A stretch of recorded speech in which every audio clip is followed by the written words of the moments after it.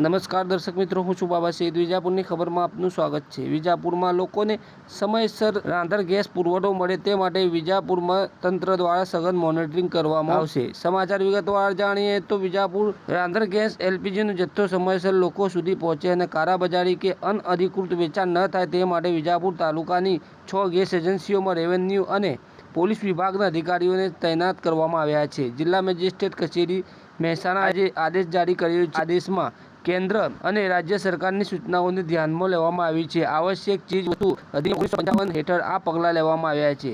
વિજાપુર તાલુકામાં નીચે મુજબની એજન્સીઓમાં મોનિટરિંગ કરવામાં આવશે.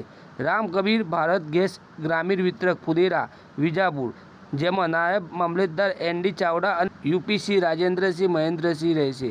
Vijapur HP gas agency Vijapur, જેમાં Vijapur circle officer PH Chaudhary અને આપકો દીપાજી સોમાજી રહેશે.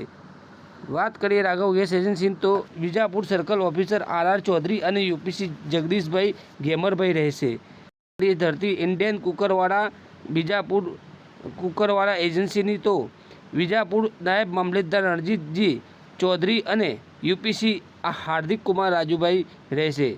ભૂમિકા ઇન્ડિયન ગેસ એજન્સી વિજાપુર ખાતે નાયબ મામલતદાર સાજન એમ પટેલ અને યુપીસી મોહસિન ખાન હિંમત ખાન રહેશે. જ્યારે શ્રી હરિ ગેસ એજન્સી વિજાપુર ખાતે વિજાપુર નાયબ મામલતદાર એકે ચૌધરી અને યુપીસી ચંદ્રસિંહ પરબતસિંહ આ અધિકારીઓને એજન્સીના બુકિંગ ઓફિસ અને ગોડાઉનમાં કામકાજના પૂરા સમય દરમિયાન હાજર રહેવાનું કહેવામાં આવ્યું છે.